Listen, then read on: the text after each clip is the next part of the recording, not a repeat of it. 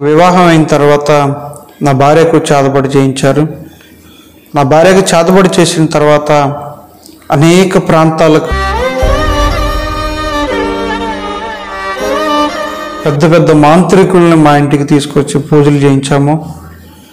ఎంతోమంది పూజలు. ఒక అర్ధరాత్రి వేళ అయితే ఆ మాంత్రికుడు వచ్చి పూజ చేసి వెళ్ళిపోయాడు. ఆ రాత్రి నా భార్య మరి ఎక్కువ చికాకు చేసింది. పూజారి వచ్చిన తర్వాత ఇంకా చికాకు ఎక్కువ. ఆ నైట్ మరి ఎక్కువగా చికాకు చేసింది. అప్పుడు మా అత్తగారు నేను చీపురు కట్టతో కొట్టాము, చెప్పులతో కొట్టాము, భయం వేసి ఇంటి ఎదురు వాళ్ళని పిలిచాము అని చెప్పి హాస్పిటల్ చుట్టూ కూడా తిప్పాము. ఎక్కడ పోయినా తగ్గలేదు. ఈ తెలుగు 2 రాష్ట్రాల్లో అనేక మంది గొప్ప గొప్ప మాంత్రికులను కూడా పిలిచి కొన్ని లక్షల రూపాయలు ఖర్చు పెట్టుకొని బాగుజాతలు చేయించిన, అంతరాలు కట్టాము, పూజలు చేయించాము. అలా జాన్వేశ్వరి గారు ఆయన చెప్పిన మాట నిజంగా ఎంత 100 ఏనుగుల శక్తిని బలం ఇచ్చింది. నాకు ఆశ్చర్యం కూడా అనిపించింది. ఎందుకంటే నా బంధువులు, నా రక్త సంబంధికులు, నా గ్రామస్తులు ఎవ్వరు కూడా నేను ఎన్ని ఇబ్బందులు పడుతున్నప్పటికీ కూడా ఏమైంది, ఎక్కడ చూపిస్తున్నారు, అసలు ఏంటి ప్రాబ్లం అని ఒక్కళ్ళు అడగలేదు. అసలు జాన్వేశ్వరి గారు 18 నెలలు, సంవత్సరంన్నర పాటు ఇబ్బంది పడ్డాము. ఎక్కడికి పోయినా దొరకని ప్రశాంతత. ఆ ఒక్క మాటలో ప్రశాంతత దొరికింది. ఆ నైట్ ప్రేయర్ చేసినప్పుడు, ఆ డెలివరెన్స్ అయిపోయిన తర్వాత చాలా ఫ్రీ అయిపోయాము ఇద్దరం. నేను ఫ్రీ అయిపోయాను. నా మైండ్ మీద ఒకప్పుడు నేను బట్టల షాపులో గుమ్మస్తాగా చేస్తున్నప్పుడు, తిరువురు మమ్మిడాలో చేస్తున్నాను వర్కర్గా అని చెప్పా కదా, అలా షాపుకు వెళ్తుండగా బలిపేట నుండి ఒక ఆదివారం దైవ సేవకులు చెప్పారు, నాన్న దేవుడు నిన్ను ఆశీర్వదించబోతున్నాడు, నీ ఇప్పుడు ఉన్నదాన్ని విడిచిపెట్టి ప్రార్థన చేసుకు, దేవుడు నూతనమైన షాప్ ఇవ్వబోతున్నాడు అని చెప్పినప్పుడు నేను ఆ షాప్ మానేవేసి ప్రార్థన చేసుకున్నాను. 4 రోజులు ఇంటికాడ ఉండి ప్రార్థన చేసుకున్నప్పుడు దేవుడు నాకు ఒక టూలెట్ బోర్డు చూపించాడు. ఆ టూలెట్ బోర్డు ఒక కళ ద్వారా దేవుడు చూపించినప్పుడు అది దైవ సేవకులకు చెప్పాను. విసనపేటలో దేవుడు నాకు, నేను ఏదైతే కళలో చూశానో అది దేవుడు నాకు టూలెట్ రూపంలో చూపించాడు. మీరు గుమస్తాగా చేస్తూనే దేవుడు మాట్లాడితే యజమానుడిగా మారారు. అవును, ఆ దేవుడు ఇచ్చిన. విగ్రహారాధికుడిగా ఉన్నప్పుడు గుమ్మస్తాగా బ్రతికిన నా జీవితం, ప్రభు ఆయనైతే ఎప్పుడు అన్నానో అప్పుడే నా జీవితం ఓనర్గా చేశాడు. ఓనర్గా దేవుడు చేసి ఆశీర్వదించాడు. దేవునికి మహిమ. ఆ టూలెట్ బోర్డు నేను కళలో ఏదైతే చూశానో అదే టూలెట్ బోర్డు విసనపేటలో నేను ఒక సెంటర్లో చూశాను.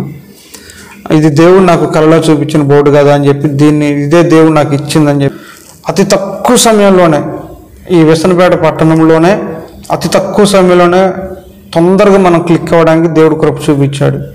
నేటికి కూడా ఇవాళ విసనపేట సెంటర్లో వచ్చి పలానా ఈ తరం ఫ్యాషన్ అంటే ఎవరిని అడిగినా చెప్తారు, చిన్నపిల్లల్ని అడిగిన చెప్తారు, వృద్ధాప్యంలో ఉన్న వాళ్ళని చెప్తారు. ఈ తరం లేడీస్ ఫ్యాషన్.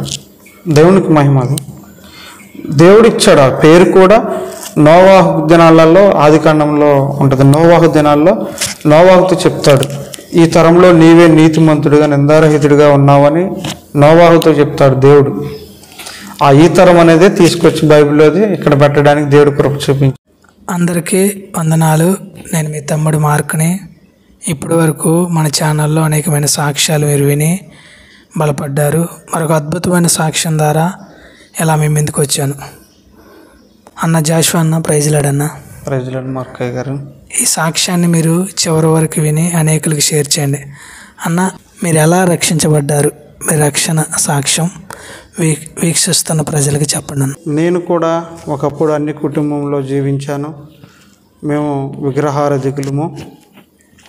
ఒకప్పుడు ఎంతో అపవిత్రంగా చిన్న బాల్య వయసు నుంచి పూజలంటూ, విగ్రహారాధన చేస్తూ, వినాయక చవితి అంటూ, శ్రీరామనవమి అంటూ అట్లా వీళ్ళే దేవుళ్ళంటూ నమ్మి విశ్వసించి, అలా ఇవే దేవుళ్ళని నమ్మి అదే కొనసాగుతూ మా జీవితాన్ని వ్యర్థంగా త్రాగుతూ, తిరుగుతూ, బూతులాడుతూ, అబద్ధాలాడుతూ, అపవిత్రంగా తిరుగుతున్న మా జీవితంలో అలా కొనసాగుతూ ఉండగా, నేను ఒకప్పుడు బాల్యంలో నేను చదువుకుని చాలా తక్కువ, 7వ తరగతి చదువు ఆఫ్ చేశాను.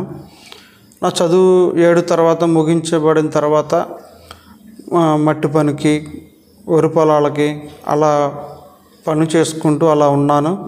కానీ ఒకానొక సమయంలో నా మనసు కనిపించింది, నేను ఇలా పని చేసుకుంటూ ఇలాగే ఉంటే మా తల్లిదండ్రుల వల్లే వ్యవసాయం చేయాల్సి వస్తుందేమో అని భయం వేసి హైదరాబాదు వెళ్ళే అవకాశం నాకు వచ్చినప్పుడు దాన్ని నేను ఉపయోగించుకొని హైదరాబాద్ వెళ్ళిపోయాను.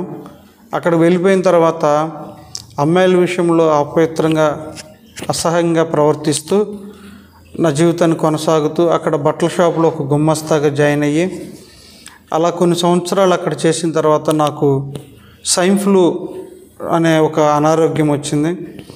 అనారోగ్యం వచ్చినప్పుడు నా దగ్గర ట్రీట్మెంట్ చేయించినప్పుడు అనారోగ్యంగా ఉన్నప్పుడు నా దగ్గర ట్రీట్మెంట్ చేయించుకోవడానికి కూడా డబ్బులు లేవు. అలా డబ్బులు లేని పరిస్థితిలో ఓన్లీ మన తిరువూరు రావడం కోసమే నా దగ్గర డబ్బులు ఉండేవి. అప్పుడు ఆ ఛార్జీలు పెట్టుకొని ఇంటికి వచ్చినప్పుడు మా తల్లిదండ్రులు చూసి ఎంతో దుఃఖించారు, బాధపడ్డారు. తర్వాత వాళ్ళే దగ్గరుండి వైద్యం చేయించి తగ్గిపోయిన తర్వాత ఇక వాళ్ళు నన్ను హైదరాబాద్ పంపించలేదు. అలా గడుపుతున్న ఖాళీగా ఉంటున్న సమయంలో తిరువూరు మమ్మీ డాడీ అనే బట్టల షాప్లో నేను జాయిన్ అయ్యాను. అక్కడ కొంత సమయం కొన్ని సంవత్సరాలు నేను అక్కడ షాప్లో చేస్తూ అక్కడ త్రాగుడికి అలవాటైపోయి బానిసగా ఉంటూ అపవిత్రంగా చెడు అలవాట్లు నేర్చుకుంటూ, అంటే హైదరాబాద్లో ఉన్నప్పుడు ఒక భయం ఉండేది, ఇది నా ఏరియా కాదు, కొంచెం జాగ్రత్తగా ఉండాలి అని నా తల్లిదండ్రులు అలా చెప్పి పంపించేవాళ్ళు. ఇప్పుడు తిరువూరు మన పట్టణంకి వచ్చాక ఇది మన ఏరియా, మన సొంతది అన్నట్లుగా ఒక రౌడీజంగా, ఒక అపవిత్రంగా నాలోకి ఒక తెలియని యవన వయసులో ఉన్నా కదా, తెలియని అలవాట్లు ఆటోమేటిక్గా అలవాటు అయిపోయినాయి.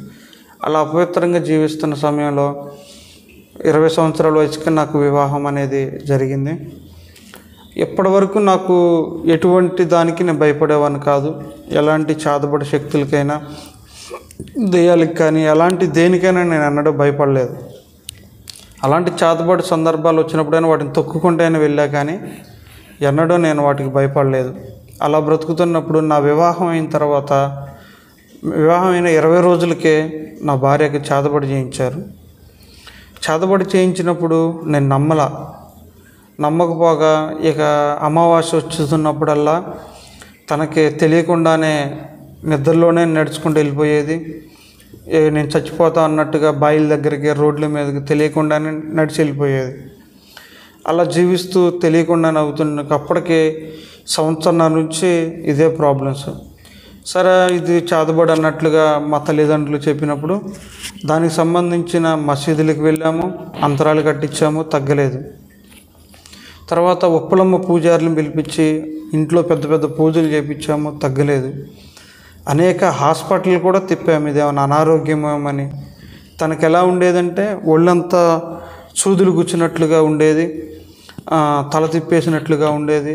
అమావాస్య వస్తుందంటే తనకు తెలియకుండానే పిచ్చి పిచ్చిగా ప్రవర్తించేది. అలా ఎంతో అనారోగ్యంతో బాధపడుతూ ఉండేది. అలా ఉన్నప్పుడు పెద్ద పెద్ద బాగుజాతలు కొండల కోయళ్ళు బాగుజాతలు బాగా చేస్తారని పెద్ద పెద్ద దూరం నుంచి కూడా పిలిపించాము.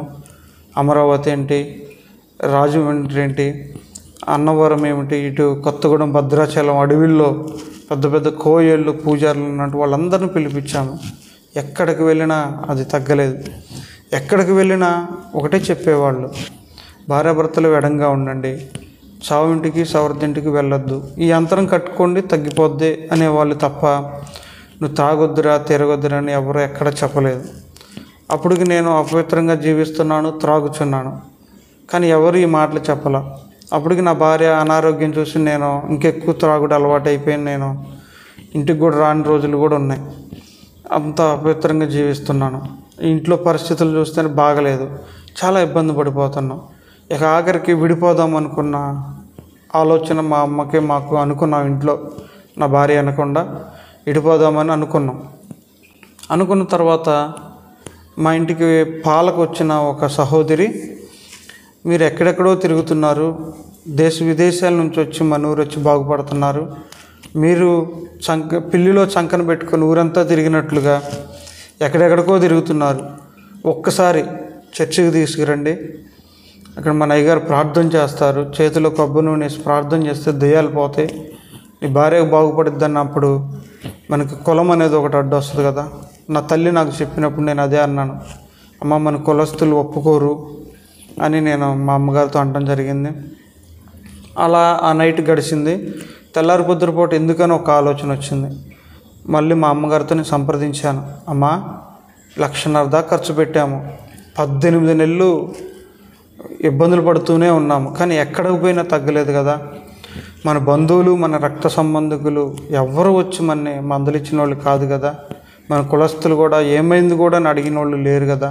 తిన్నావా అని అడిగిన వాళ్ళు కూడా లేరు కదా. వాళ్ళ గురించి ఎందుకు ఆలోచించాలి? సరే, దేవుడే పంపించాడేమో, ఒకసారి చర్చికి వెళ్ళి చూద్దాము, తగ్గితేనేమో ఓకే, తగ్గకపోతే అప్పుడు ఏం చేయాలనేది ఆలోచిద్దామని మా అమ్మగారితో మా నాన్నగారితో మాట్లాడాను. మాట్లాడిన తర్వాత మా అమ్మ మా నాన్నగారు కూడా ఒప్పుకున్నారు. తర్వాత నేను వెళ్ళి తిరువురు పక్కన ఆంజనేయపురం మా సొంత గ్రామం, ఆ గ్రామంలోనే జాన్ వెస్లీ గారని బేతనీయ ప్రార్థనా సహవాసం అనే సహవాస నాయకులు ఆ ఫాస్టర్ గారు ఉన్నారు. ఆయన దగ్గరికి వెళ్ళాము. వాస్తవంగా నాకు వందనాలు పెట్టడం కూడా తెలియదు నాకు. అసలు క్రైస్తవత్వం అంటే అన్ని మా దేవుళ్ళలాగా ఆయన ఒక దేవుడు యేసు ప్రభు అన్నంతవరకే తెలుసు, కానీ ఆయనే నిజమైన దేవుడు అనే సంగతి నాకు తెలియదు. ఎందుకంటే మా చిన్నప్పటి నుంచి మా పెరిగిన వాతావరణం అది. మా కులదేవుడు ఒక కృష్ణుడిగా మేము పూజించే వాళ్ళం. ఏ మొక్కులున్నా మేము నెమల ప్రాంతానికి వెళ్ళి అక్కడ మొక్కులు చెల్లించేవాళ్ళం. అలా మాకు మా దేవుళ్ళు వాళ్ళే అనుకున్నాం, కానీ అసలైన దేవుడు యేసుప్రభు అని నేను ఎన్నడూ ఊహించని విషయం అది. సరే, అలా ఆ జాన్ వెస్లీ గారు సార్ దగ్గరికి వెళ్ళి, సార్ నమస్తే సార్ అన్నాను. నమస్తే నాన్న, ఏంటన్నా అన్నారు. సార్, నా భార్యకి కొంచెం చేతబడి చేశారు, అనారోగ్యంగా ఉంది, దగ్గరగా సంవత్సరం నుంచి ఇబ్బంది పడుతున్నాము, ఎక్కడ పోయినా తగ్గట్లేదు సార్, ఎవరో సహోదరి చెప్పింది, అందుకే మీ దగ్గరకు వచ్చాం సార్ అంటే, సార్ అన్నమాట నాకు చాలా ఆశ్చర్యంగా అనిపించింది. ఏమిటంటే, నాన్న, నీ భార్య కొరకు మేము ప్రతిరోజు ప్రార్థన చేస్తున్నాము, ధైర్యంగా ఉండు, భయపడకు, తగ్గిపోద్దులే అన్నారు. నా ఒక్క మాట నాకు 100 ఏనుగుల బలం వచ్చింది నాకు. అన్న, ఇప్పుడు ఒక చిన్న విషయం అన్న, చెప్పండి మార్క్. మీరు మాంత్రికుల దగ్గరికి వెళ్ళారు కదా, మరి వాళ్ళు ఎప్పుడు ఇలా సలహా ఇవ్వలేదు మీకు? ఒక సేవకుల దగ్గరికి వెళ్ళినప్పుడు మాత్రమే? మాంత్రికుల దగ్గరికి వెళ్ళినప్పుడు వాళ్ళు చెప్పేదల్లా ఒకటే, ఎంత ఇస్తారు, ఈ యంత్రం ఎంత అయింది, లేకపోతే ఇంత బారు కొమ్మున్న గొర్రె ఫోటోలు మేకపోతు తెచ్చుకోండి, నల్ల మట్టి పుట్టమట్టి తెచ్చుకోండి, కొన్ని సరుకులు రాసిచ్చి అవి తెచ్చుకోండి, ఈ యంత్రం ఇస్తాను తగ్గిపోద్ది అనే మాట చెప్పారు తప్ప మీరు ధైర్యంగా ఉండండి అని ఎవరు చెప్పలే. ఎన్నడూ కూడా నేను దగ్గరగా తెలుగు 2 రాష్ట్రాల్లో ఉన్న మాంత్రికులందరూ నేను కలిశాను. తెలుగు 2 రాష్ట్రాలు, ఆంధ్ర, తెలంగాణలో ఉన్న చాలా అంటే చాలా మాంత్రికులు నేను కలిశాను. ఎవరు మీకు ధైర్యం చెప్పలే? ఎక్కడ ఎవరు నాకు ధైర్యం చెప్పలా. ఎంతవరకు యంత్రం కట్టుకోండి, చావింటికి సవర్తింటికి వెళ్ళొద్దు, భార్యాభర్తలు ఎడంగా ఉండండి, ఇదే మాట చెప్పేవారు. ఒక అర్ధరాత్రి వేళ అయితే ఆ మాంత్రికుడు వచ్చి పూజ చేసి వెళ్ళిపోయాడు. ఆ రాత్రి నా భార్య మరి ఎక్కువ చికాకు చేసింది. మా అత్తగారి ఇంటి దగ్గరలో ఉన్నాము. పూజారి వచ్చిన తర్వాత ఇంకా చికాకు ఎక్కువైంది. ఆ నైట్ మరి ఎక్కువగా చికాకు చేసింది. అప్పుడు మా అత్తగారు నేను చీపురు కట్టతో కొట్టాము, చెప్పులతో కొట్టాము, భయం వేసి ఇంటి ఎదురు వాళ్ళని పిలిచాము. ఇది సిస్టర్ని కొట్టారు చీపురు కట్టలతో, చెప్పులతో కొట్టాము, దయ్యం పట్టింది. కానీ అంత ఇబ్బంది పడిపోయాము, చాలా అంటే చాలా. అలా జాన్ వెస్లీ గారు ఆయన చెప్పిన మాట నిజంగా ఎంత 100 ఏనుగుల శక్తిని బలం ఇచ్చింది నాకు. ఆశ్చర్యం కూడా అనిపించింది. ఎందుకంటే నా బంధువులు, నా రక్త సంబంధికులు, నా గ్రామస్తులు ఎవ్వరు కూడా నేను ఎన్ని ఇబ్బందులు పడుతున్నప్పటికీ కూడా ఏమైంది, ఎక్కడ చూపిస్తున్నారు, అసలు ఏంటి ప్రాబ్లం అని ఒక్కళ్ళు అడగలేదు. అసలు జాన్ వెస్లీ గారి మొహం నేను ఎన్నడూ చూడలేదు, ఆయన నా మొహం ఎన్నడూ చూడలేదు, నాకు పరిచయం కూడా లేదు. కానీ ఆయన అన్నమాట నాకు చాలా ఆశ్చర్యంగా ఉంది. నాన్న, నీ భార్య కొరకు మేము ప్రతిరోజు ప్రార్థన చేస్తున్నాము, తగ్గిపోద్ది, ధైర్యంగా ఉండమన్నారు. నాకు అప్పుడు ఒక ప్రశ్న మార్కు పడింది. అసలు నా భార్య కొరకు ఏం ప్రార్థన చేయడం ఏంటి, ఎవరు చెప్పారు వీళ్ళకి అని నాకు ఆశ్చర్యం అనిపించింది. సరే, నేను ఆయన అయితే అడగలేదు, కానీ సరే సార్ అని చెప్పి ఆయన అన్న మాటకి ధైర్యంతో చక్కగా తలస్నానం చేసి వెళ్ళాము. ఈవినింగ్ టైంలో నా భార్యకి ప్రార్థన చేసినప్పుడు నా భార్యలో 5 దెయ్యాలు పోయినాయి. నాకు ప్రార్థన చేసినప్పుడు 2 దెయ్యాలు డెలివరెన్స్ చేసినప్పుడు పోయినాయి. ఆ నైట్ మేము ప్రశాంతంగా ఉన్నాం. అయితే ఒక 18 నెలల నుంచి లేని ప్రశాంతత ఏ రోజైతే మీరు మందిరానికి వెళ్ళారో ఆ రోజు మీకు ప్రశాంతత వచ్చింది. 18 నెలలు, సంవత్సరంన్నర పాటు ఇబ్బంది పడ్డాము. ఎక్కడికి పోయినా దొరకని ప్రశాంతత, ఆ ఒక్క మాటలో ప్రశాంతత దొరికింది. ఆ నైట్ ప్రేయర్ చేసినప్పుడు, ఆ డెలివరెన్స్ అయిపోయిన తర్వాత చాలా ఫ్రీ అయిపోయాము ఇద్దరం. నేను ఫ్రీ అయిపోయాను, నా మైండ్ మీద ఉన్న ఒత్తిడి అంతా పోయింది. ప్రారంభంలో చెప్పిన మాట అదే మార్కు గారు. వాస్తవంగా నేను ఈ చేతబడులన్నా దెయ్యాలన్నా నేను ఎన్నడూ నమ్మేవాడిని కాదు. ఒక మూర్ఖుడిగా ప్రవర్తించి నడుచుకుంటూ వెళ్ళిపోయేవాడిని. నేను తొక్కాను, చేతబడి చేసి 3 రోడ్లు నేను కాళ్ళతో తన్నుకుంటూ వెళ్ళాను అనేక సార్లు. బండి మీద తొక్కించుకుంటూ వెళ్ళిపోయాను అనేక సార్లు. అసలు నేను ఎలాంటి నమ్మను, మూర్ఖంగా ప్రవర్తించి వెళ్ళిపోయేవాడిని. స్టిల్ నా దగ్గరకు వచ్చిన తర్వాత నేను నమ్మాల్సి వచ్చింది. అయ్యగారు నా జీవితంలో, నేను నా భార్య జీవితంలో, నా జీవితంలో నేను చూశాను. అది అనేక నేను ఎన్నడూ చూడని విషయాలు. సినిమాల్లో చూస్తున్న ఇదంతా కల్పితం అనుకునేవాడిని దెయ్యాల విషయంలో. అది నా భార్య విషయంలో రియల్గా నేను చూశాను. అది 100% దెయ్యాలు ఉన్నాయి, చేతబడులు కూడా 100% ఉన్నాయి. లేవు అనడానికి లేదు. 100% ప్రతి ఒక్క మానవుడు నమ్మాల్సింది ఇది. 100%. ఎలా చెప్పగలుగుతానంటే, ఇప్పుడు నేను ఒక జామ పండు తిన్నాను, అది ఎలా ఉందనేది నేను చెప్పగలుగుతున్నాను, మీకు తెలియదు కదా. ఇప్పుడు ఆ దెయ్యము చేతబడి ఉందని నేను నమ్మాను, నేను చూశాను, నా జీవితంలో నేను అనుభవించాను, కాబట్టి నేను చెప్పగలుగుతున్నాను. 100% నేను చెప్పగలుగుతాను. దాంట్లో ఒక రాజీ లేదు, తేడా లేదు. మీకేం కావాలంటే రమ్మని చెప్తాను, నేను చూపిస్తాను. ప్రూఫ్స్ కూడా మీ దగ్గర 100%. అది దెయ్యాలంటే ఎలా ఉంటాయో, చేతబడి చేస్తే ఎలా ఉంటుందో చూపిస్తాం. అట్లా ఉంటుంది. 100% ఉన్నాయి. అలా సేవకులు అలా ప్రార్థన చేసినప్పుడు ఆ నైట్ అలా గడిచిపోయింది. కానీ వెళ్తా వెళ్తా ఒక మాట చెప్పారు అయ్యగారు, నాన్న ఇంకొక 5 రోజులు చర్చిలో ఉండండి, పూర్తిగా నీ భార్యకు విడుదల వచ్చేస్తుంది, ఇక మీరు టెన్షన్ పడవసరం ఎలాగైనా ఉండొచ్చు అన్నప్పుడు, ఇక ఆ నైట్ కొబ్బరి నూనెకి ప్రేయర్ చేసి ఇచ్చారు. ఆ నైట్ ఇంటికి వెళ్తే భయంగానే వెళ్ళాము ఇంటికి, మరలా ఎలా ఉంటుందో అని. ఎందుకంటే ఆ ప్రేయర్ చేసే సమయంలో నాకు నా భార్యకి ఒంటి మీద ఉన్న అంతరాలు తీపిచ్చేశారు. అంతరాలన్నీ తీసివేస్తే ఒక కూరగాయల కవర్కు సైజు వచ్చేసింది. అన్ని అంతరాలు మా ఇద్దరు ఒంటి మీద ఉన్నాయి. అవన్నీ అప్పటికప్పుడే తీసేసి చెరువులో పడేసేసాము. చెరువులో పడేసాక ప్రేయర్ చేస్తే ఫ్రీ అయిపోయింది. అందుకని ఇంటికి వెళ్ళడానికి భయంగా వెళ్ళాం. ఎందుకంటే అటు అంతరాలు మీద లేవు, ఇటు ఓన్లీ ప్రార్థన చేసి పంపించారు. ఇంటికి వెళ్తే ఎలా ఉంటుంది అనే భయంతో వెళ్ళినప్పుడు అయ్యగారు మళ్ళీ వెనక పిలిచి ఆ యేసు రక్తం అనేది కొబ్బరి ఆయిల్ బాటిల్ ఇచ్చి, నాన్న ఇది సిలువ గుర్తు వేసుకొని ఇంటి చుట్టూ చల్లేసుకొని మంచానికి సిలువ గుర్తు వేసుకొని పడుకోండి, ధైర్యంగా ఏం కాదు, పొద్దున్నే తలస్నానం చేసి వచ్చామన్నాను. ఆగస్టు 3వ తారీఖు 2015 15వ సంవత్సరం. ఆ నైట్ అలా వెళ్ళిపోయాము. చక్క పొద్దున్నే అయ్యగారు చెప్పినట్లుగా కొబ్బరి నూనె అంతా సిలువ గుర్తు వేసుకొని మంచానికి సిలువ గుర్తు వేసుకొని ఆ నైట్ ప్రశాంతంగా నిద్రపోయాను. పొద్దున్నే తల స్నానం చేసేసి చర్చికి వెళ్ళిపోయిన బ్యాగ్ సర్దుకొని అయ్యగారు చెప్పినట్లుగా వారం రోజులు మందిరంలోనే ఉన్నాము. పూర్తిగా నా భార్యకి స్వస్థత వచ్చేసింది 5 రోజులలో. ఇక అప్పుడే మేము ఒక తీర్మానం కలిగి ఉన్నాం. 18 నెలల నుంచి రాని విడుదల 5 రోజుల్లో సంపూర్ణంగా విడుదల. ఆశ్చర్యము, దేవుడికి మహిమ కలుగును గాక. నా భార్యకి స్వస్థత, దేవునికి మహిమలు. అప్పటికప్పుడు మేము మా హృదయాలు మార్చుకున్నాము. ఏనే నిజమైన దేవుడు, ఏం తప్ప వేరొక దేవుడు లేడు అని మేము నమ్మి అప్పటికప్పుడు మేము 40 దినాలు చర్చిలను కూర్చొని మారు మనసు పొందాము. నేను నా భార్య పట్టా కట్టుకొని మేము ఉండగలిగిన రోజులు ఉపవాసం ఉండి, సేవకులు అనేక మంది మన సహవాసం ద్వారా వచ్చి సేవకులు మమ్మల్ని బలపరిచారు, ధైర్యపరిచారు. అనేక వాక్యాల చేత మమ్మల్ని ధైర్యపరిచారు, బలపరిచారు. తర్వాత మారు మనసులోకి నడిపించారు. మేము మారు మనసు పొందాము. మారు మనసు పొందిన తర్వాత కూడా 1 సంవత్సరం పాటు మమ్మల్ని సేవకులు పరీక్షించి వీళ్ళు ప్రభువులో నిలబడతారన్న తర్వాత మాకు బాప్తీసం ఇచ్చారు. అది ఒక క్రమంగా మా జీవితంలో జరిగింది. మేము దేవుడికి ఎంతో నమ్మకంగా ఆనాటి నుండి ఈనాటి వరకు నమ్మకంగా ఉంటున్నాం. నా భార్యకు కూడా దేవుడి కృపను బట్టి స్వస్థత వచ్చింది. సెప్టెంబరు 9వ తారీఖు మేము చర్చి యానివర్సరీ డే చూసుకొని సంతోషంగా ఇంటికి వచ్చేసాం. ఇంటికి వచ్చిన వెంటనే మా ఇంట్లో ఉప్పలమ్మ గుళ్ళు, విగ్రహారాధన గుళ్ళు, అనేక బొమ్మలు ఉండేవి. అవన్నీ తీసుకెళ్ళి అప్పటికప్పుడు నేను చెరువులో పడేసేసాను.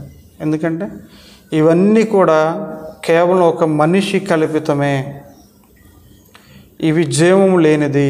నోరుండి మాట్లాడవు, చెవులుండి మన సమస్యలు వినవు, చేతులుండి మనకి సహాయం చేయలేవు అని నేను నమ్మి విశ్వసించి అవన్నీ తీసుకెళ్ళి అప్పటికప్పుడు పారవేసేసాను.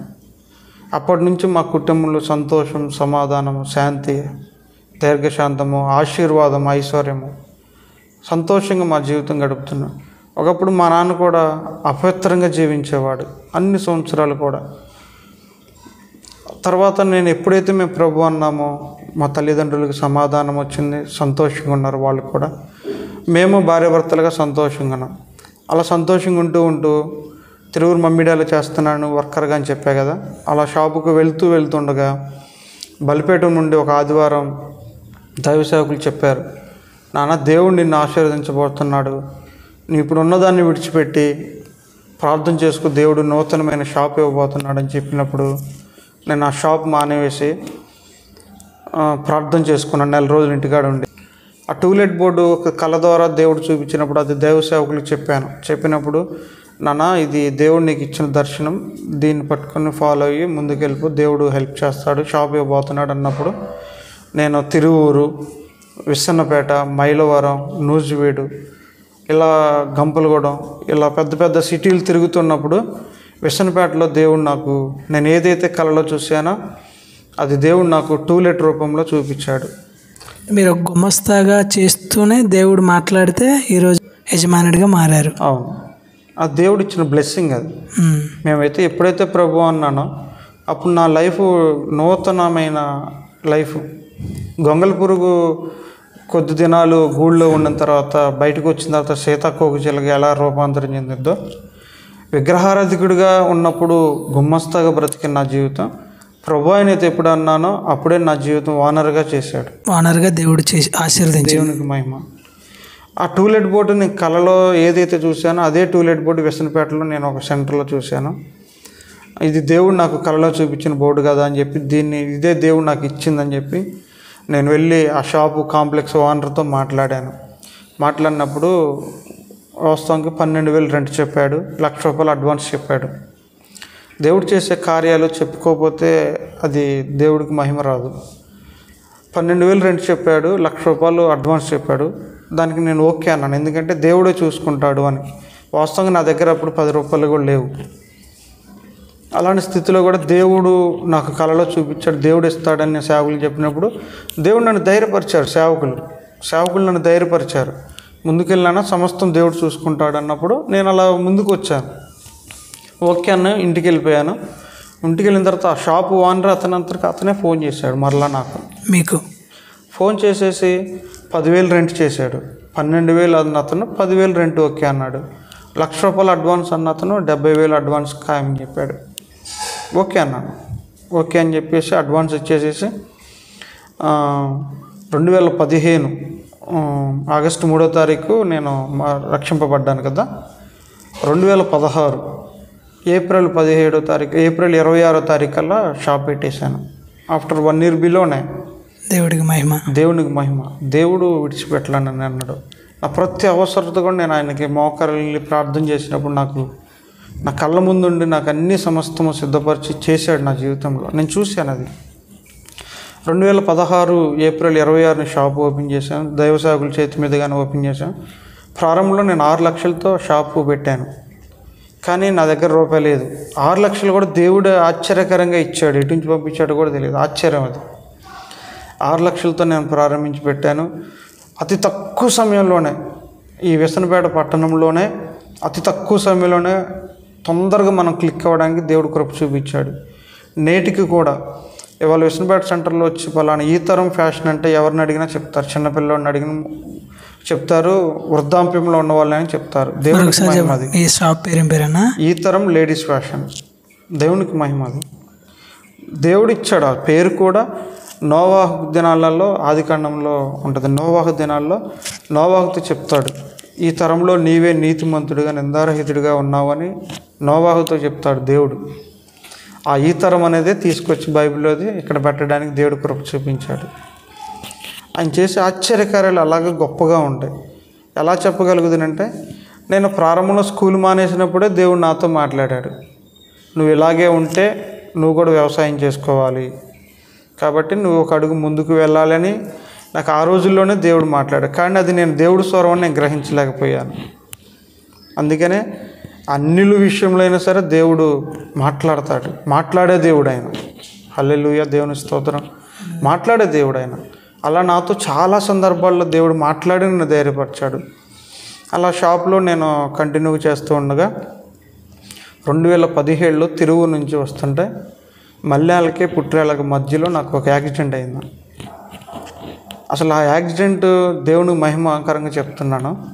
ఆ స్థలంలో గతంలో చాలామంది పడి చనిపోయారంట. అది ఒక పొలిమేరంట. మనం చెప్పే కదా ప్రారంభంలో, ఇలాంటి అసలు నేను నమ్మను అని. అలా మొండిగా వెళ్ళాను, కానీ ఎప్పుడు నేను అంత ఆలోచించలేదు. ఆ 2017లో ఒకానొక సమయంలో నేను ప్రార్థన చేసుకోకుండా బయలుదేరాను. ప్రతిరోజు ప్రార్థన చేసుకుంటూ ఆ రోజు ప్రార్థన చేసుకోకుండా బయలుదేరాను.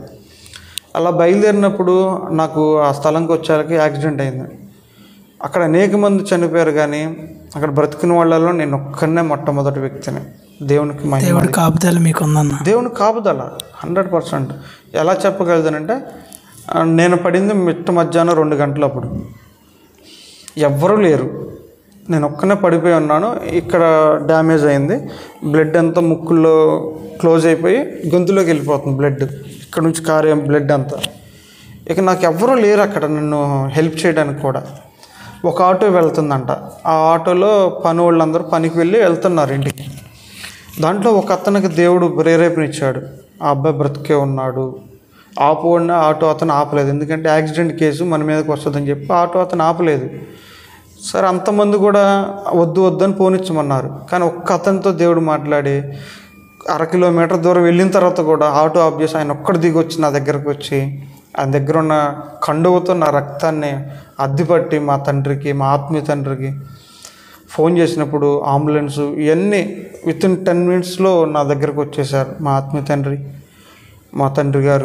ఆత్మీయ తండ్రి ఎవరన్నా? జాన్ వెస్లీ గారు బేతనీయ సహవాస నాయకులు. ఆయన వచ్చారు. 10 నిమిషాల్లో నా దగ్గరకు వచ్చి నన్ను హాస్పిటల్లో జాయిన్ చేయించి ట్రీట్మెంట్ చేయించి చేయించిన తర్వాత దేవుడు కార్యాలు మరలా చెప్తాను. యాక్సిడెంట్ అయినప్పుడు హాస్పిటల్లో జాయిన్ చేయించారు, క్యూర్ అయిపోయింది, ఇంటికి వచ్చేసాను. కానీ నాకు ఇది తినటానికి దవడ 2 సమానంగా రావట్లా, స్మెల్ తెలియట్లా, నాలుగు టేస్ట్ తెలియట్లా. హాస్పిటల్లో అంతా బాగానే ఉంది, ఏం కాలేదు అంటున్నారు. సరే, సెకండ్ ఆప్షన్గా ఇంకో హాస్పిటల్కి వెళ్ళాను, సన్ రైజర్ హాస్పిటల్కి వెళ్ళాను. అక్కడ సిటీ స్కానింగ్ తీపిచ్చేసి లోపల ఇవన్నీ డ్యామేజ్ అయిపోయినాయి, వీటికి ప్లేట్లు వేయాలి, ఆపరేషన్ చేయాలి, 70,000 అవుతాయి అన్నారు. అమ్మో, అంత అమౌంట్ అంటే కట్టలేను, ఇప్పటికే 70,000 అయిపోయినాయి, మళ్ళీ 70,000 అంటే నేను కట్టలేనని కాన్సెప్ట్తో ఖమ్మం మమతా హాస్పిటల్కి వెళ్ళాము. ఖమ్మం మమతా హాస్పిటల్కి వెళ్ళినప్పుడు అక్కడ 20,000కే చేస్తానన్నారు. కానీ మరొక టైంకి రమ్మన్నారు. కొన్ని రోజుల తర్వాత రమ్మంటే మళ్ళీ కొన్ని రోజుల దగ్గర తర్వాత వెళ్ళాము. మరలా టెస్టులు చేసి మరలా కొన్ని రోజులకి రమ్మన్నారు. మరలా కొన్ని రోజులకి వెళ్ళాము. మూడోసారి వెళ్ళినప్పుడు మరలా ఇంకో డేట్ ఇచ్చారు. మరలా వద్దాములే అనుకుంటే వస్తా ఇక నేను ప్రార్థన చేసుకున్నాను. ప్రభువా, ఇవాళ నేను బ్రతికున్నానంటే నీ కృప, నీవే నన్ను బ్రతికించుకున్నావు. ఎందుకంటే అక్కడ పడ్డోళ్ళలో చాలామంది చనిపోయారు, నేను బ్రతుకున్నా అంటే కేవలం నీ కృప అది. కాబట్టి నేను ఆపరేషన్ చేయించుకోను, ఏం చేస్తానో నాకు తెలియదు, నేను ప్లేట్లు వేసుకోకుండా ఆపరేషన్ పడకుండా నాకు తగ్గిపోవాలి అని ప్రార్థన చేసుకొని నా తోటలో నా పక్కన ఉన్న సేవకులకు చెప్పాను. అన్న, నేను ఆపరేషన్ చేయించుకోను, దేవుడే నన్ను బాగు చేస్తాడని నేను విశ్వాసంతో నమ్మి ఆయన చెప్పాను. నీ విశ్వాసం కొద్ది దేవుడు నీకు చేస్తాడు తమ్ముడు, ధైర్యంగా ఉండని ఆ సేవకులు కూడా నన్ను బలపరిచారు. బలపరిచినప్పుడు నేను ధైర్యంగా ప్రార్థన చేసుకున్నాను. దేవునికి మహిమకరంగా ఇప్పటికి కూడా నేను ఆపరేషన్ చేయించుకోవాలి. ఇవన్నీ దేవుడే ముట్టి స్వస్థపరిచాడు. స్మెల్ తెలుస్తుంది, నాలుగు టేస్ట్ తెలుస్తుంది, నవ్వడానికి అనుకూలంగా దేవుడు మొత్తం సెట్ చేశాడు. ఆపరేషన్ లేకుండా దేవుడు ఆపరేషన్ చేయించలా. నేను మొండిగా చెప్పాను, చేయించనని చెప్పాను సేవకులు, మా తల్లిదండ్రులు కూడా. వీళ్ళని బతుకున్నంటే దేవుడు కృప, నేనైతే ఆపరేషన్ చేయించుకోను, దేవుడే బ్రతికిస్తాడు, దేవుడు ఆయన పని చేస్తాను, ఆయన చూసుకుంటాడని ధైర్యంగా చెప్పాను. చేయించుకోవాలి ఎప్పుడు కూడా. 2017 యాక్సిడెంట్ అంటే ఇప్పుడు కూడా నేను చేయించుకోవాలి. నాకు అన్నీ సెట్ అయిపోయింది, దేవుడికి మహిమ. అలా సెట్ అయిపోయింది. ఆరోగ్యం 2018 కూడా వచ్చింది. నాలో ఇంకొక లోపం అనేది ఉంది, లోటు. మా జీవితంలో, మా భార్యాభర్తల దాంపత్య జీవితంలో ఒక లోటుగా ఉంది. పిల్లలు అనేది చాలా లోటుగా ఉంది. ఎక్కడికి పోయినా బంధువులు, చుట్టాలు వీళ్ళు అదే చెప్తున్నారు, ఇంకా పిల్లలు అందలేదా అని చెప్తున్నారు. అప్పటికి 4 సంవత్సరాలు పిల్లలు లేక. పిల్లలు లేనప్పుడు నేను మందిరంలోకి వెళ్ళి ఒక ఆదివారం ఆరాధనలో ఆరాధన చేసే సేవకులు ఒక మాట చెప్పారు. ఇప్పుడు మీకు ఏం కావాలో మీరు ఒక చేయి చాపి అడగండి, దేవుడు అది మీకు ఇస్తాడు, నమ్మి విశ్వాసంతో చేయమని అన్నప్పుడు నేను ఆ రోజు వాస్తవానికి నా భార్య చర్చికి రాలా. నెలసరి సందర్భంగా స్టమక్ పెయిన్ వస్తుందని ఇంటి దగ్గర పడుకుంది, రాలేదు. నేను విశ్వాసంతో ప్రార్థన చేశాను, చేయి చాపి అడిగాను, ప్రభా నేను గుమ్మస్తాగా ఉన్నప్పుడు నాకు ఓనర్ చేసావు, ఇవాళ 3 గుమ్మస్తాలకి జీతాలు ఇచ్చే ఓనర్గా నన్ను చేసావు. చనిపోవాల్సిన నన్ను బ్రతికించుకున్నావు. నా భార్య చనిపోవాల్సింది, నా భార్యని కూడా బ్రతికించుకున్నావు. ఇడిపోవాల్సిన భార్యాభర్తలను మమ్మల్ని, నా కుటుంబాన్ని కట్టావు. ఇన్ని సమస్తం ఇచ్చావు, ఆరోగ్యం ఇచ్చావు, అన్నీ ఇచ్చావు. కానీ పిల్లలు లేరు ప్రభువా, నాకు పిల్లలు కావాలని నేను చేయి చాపి అడిగినప్పుడు ఒక బాలులాగా దేవుడు నా చేతులు ఇలా వేసాడు. ఆ స్పర్శను నేను అనుభవించాను. ఆ క్షణమే నా భార్య గర్భం దాల్చింది. ఆ దినమే, ఆ నెలలోనే నా భార్య గర్భం దాల్చింది. 2018లో దేవుడు ఒక ఆడబిడ్డనిచ్చాడు, నాకు కుమార్తెనిచ్చాడు, దేవునికి స్తోత్రం. అలాగే 2019లో మరొక గర్భం దాల్చి కొంచెం మా జర్నీల వల్ల, ప్రాబ్లం వల్ల అబార్షన్ అయిపోయింది. మరలా నా భార్యకు హాస్పిటల్కి వెళ్ళి అట్లా అబార్షన్ అయిందని చెప్పి బాధపడుతున్నప్పుడు నేను ఫోన్లో ఒకటే చెప్పాను నా భార్యకి, మా అత్తగారికి, యెహోవా ఇచ్చును, యెహోవాయే తీసుకొనును అని వాళ్ళని ధైర్యపరిచి, నేను అదే ధైర్యంగా ఉన్నాను. దేవుడు ఇచ్చాడు, దేవుడు చూసుకుంటాడు అని విశ్వాసంతో ఉన్నాను. అసలు వాస్తవానికి ఫస్ట్ ప్రెగ్నెన్సీ పోయింది. అప్పుడు ఇదే డైలాగ్ అన్నాను, నా దేవుడు ఇచ్చాడు, నా దేవుడు తీసుకున్నాడని అదే మాటని వాళ్ళని ధైర్యపరిచాను. సెకండ్ టైము పెద్ద పాప పుట్టింది. థర్డ్ టైం మరలా అబార్షన్ అయింది. మరలా అప్పుడు యెహోవా ఇచ్చును, యెహోవాయే తీసుకున్నాను అనే విశ్వాసంతో అన్నాను. ఫోర్త్, 4వది మరలా పాప. దేవునికి మహిమకరంగా 2 ఆడబిడ్డలను దేవుడు నాకు ఇచ్చాడు. అలా సంతోషంగా మా జీవితాన్ని గడుపుతూ ఉన్నాము. కానీ వాస్తవంగా దేవుడు విడిచిపెట్టాడు. చూడుము నా అరచేతుల్లో నేను చిక్కి ఉన్నానని వాగ్దానం చేశాడు. అనేకసార్లు నా పనుల్లో, ప్రయాణాల్లో దేవుడు నాకు క్షేమాన్ని, భద్రతనిచ్చాడు. ఒకప్పుడు నాకు ఆ బస్సులు కానీ, ట్రైన్లు కానీ ఇవన్నీ నాకు తెలియదు. కానీ దేవుడు ప్రభువుని తెలుసుకున్న తర్వాత ఫ్లైట్లో ఎన్ని రకాల ఫ్లైట్లు ఉన్నాయో, ఎన్ని కంపెనీల ఫ్లైట్లు ఉన్నాయో, అన్ని కంపెనీల ఫ్లైట్లు ఎక్కడానికి దేవుడు కృప చూపాడు. దేవునికి మహిమ ఇది. చాలా ఆశ్చర్యం. నాకు మొట్టమొదటిసారి ఫ్లైట్ ఎక్కినప్పుడు నాకు కన్నీళ్ళు ఆగల. నిజమే ప్రభు, ఒకప్పుడు నాకు బస్సు ఎక్కడం కూడా తెలియదు, ఇవాళ ఫ్లైట్ ఎక్కడానికి కృప చూపించావని నేను ఆశ్చర్యపోతూ దేవుడిని స్తుతించాను ఆ క్షణం. ట్రైన్లు కూడా అంతే. అన్ని ట్రైన్లు ఎక్కడానికి దేవుడు కృప చూపించాడు. నేను చదువుకుంది చాలా తక్కువ. 7వ తరగతి అయినప్పుడు కూడా మన ఇండియాలో దగ్గరగా 12 రాష్ట్రాలు తిరగడానికి దేవుడు కృప చూపాడు. దేవునికి మహిమ. అలా నా జీవితం కొనసాగుతూ ఉంది. దేవుడు మంచిగా 2 పిల్లల్ని ఇచ్చాడు. అయితే వాళ్ళ పిల్లల విషయంలో కొంచెం 2 ఆడపిల్లలకి బాధపడుతూ ప్రార్థన చేసుకుంటున్నప్పుడు పెద్ద పాపని MBBS చేస్తానని దేవుడు మాట్లాడాడు, చిన్న పాపను IAS చేస్తానని దేవుడు మాట్లాడాడు. ఇప్పుడు వాళ్ళ విషయంలో ప్రతిరోజు ప్రార్థన చేస్తూ దేవుడు వాగ్దానాన్ని పట్టుకొని ప్రార్థన చేస్తూ ముందుకు వెళ్తున్నాం. మా ఆత్మీయ జీవితం ప్రభువులు ఇలా కొనసాగుతూ ఉంది. మా ఆత్మీయ తండ్రి గారు కూడా అనేకసార్లు నన్ను బలపరిచారు. అనేకసార్లు నా కష్టాల్లో, బాధల్లో, దుఃఖంలో నన్ను ధైర్యపరిచి, బలపరిచి ముందుకు తీసుకెళ్లారు.